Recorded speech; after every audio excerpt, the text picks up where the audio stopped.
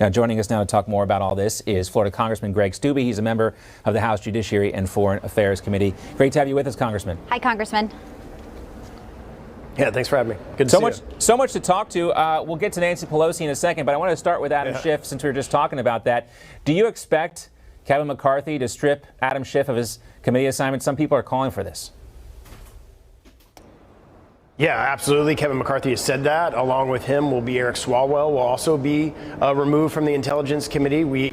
I'm on Judiciary and Foreign Affairs. I've actually asked for the briefing from the FBI as it relates to Swalwell's involvement in a Chinese spy, and they refused to give me that information. But McCarthy has gotten that information and has stated that he will no longer serve on the Intelligence Committee as well. So you can expect that to happen when McCarthy gets those gavel. There's new management in the House of Representatives. And they're wasting no time. No. Congressman Steube, your reaction to some of the evidence laid out today by James Comer and Jim Jordan. Specifically, they want to get these bank, records, which they say they always could get access to before. But interestingly enough, when Biden took over, no longer can they access these. Yeah. So what did you make of what they laid out for the media today? Well, again, so different than how Democrats run their so-called sham investigations. We actually present the evidence first. We have sent over 500 letters from the Judiciary Committee to the administration demanding certain documents and requests for information. Of course, none of that has been provided, but that changes significantly when we get the power of the gavels in January and actually have the ability to legally subpoena the information that we're requesting, subpoena the deposition of these individuals, subpoena under oath these individuals, and not just before the open committee, but actual depositions, cross-examination where we have plenty of time to dive into the details and get the evidence, and then show it to the American people the corruptness that has been going on in this White House, everything from immigration to foreign dealings, and put that before the American people. And Comer said directly that Biden is the big guy, Congressman Steube. Well, not only that, they have evidence that, his cell phone number was being provided, that he was involved in negotiations and discussions. So again, once we get that financial information, can subpoena some of these financial records to see how the money moved around, money that went to Hunter for some of these dealings that then was transferred to the president.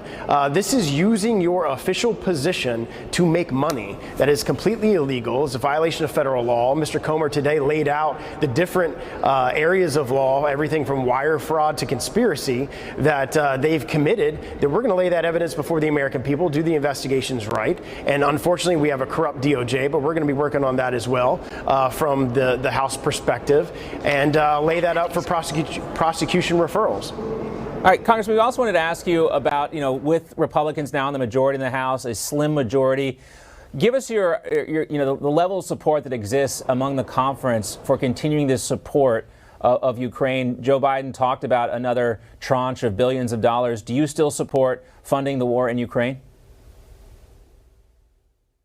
No, I voted for the last 2 or 3. I voted against the last 2 or 3 funding measures to Ukraine for the very reason why we have no oversight.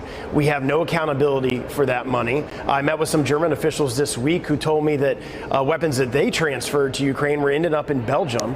We have reports of Ukrainian oligarchs building and buying houses in Switzerland. There was a blank check that was given to the Ukrainians. I voted against the last 3 tranches. You're going to see a very different approach to funding in Ukraine that you haven't seen with the Democratic Congress. Would your viewpoint on this change if there were better oversight? Because this is something else that I talked to Congressman Comer about, getting some oversight of how this money is being used. If there were more oversight of money going to Ukraine, would you change your opinion? Well, I think until we get the gavels, we're not going to get a lot of those answers, and it's going to take time.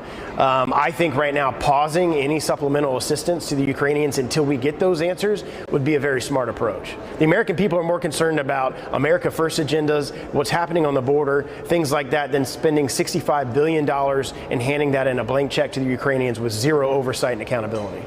All right, we're getting a feel for how things have already changed on Capitol Hill with the Republicans in control of the House. We appreciate your time. Congressman Greg Steube from Florida, thanks so much. Thank you, sir. Thank you. And still ahead,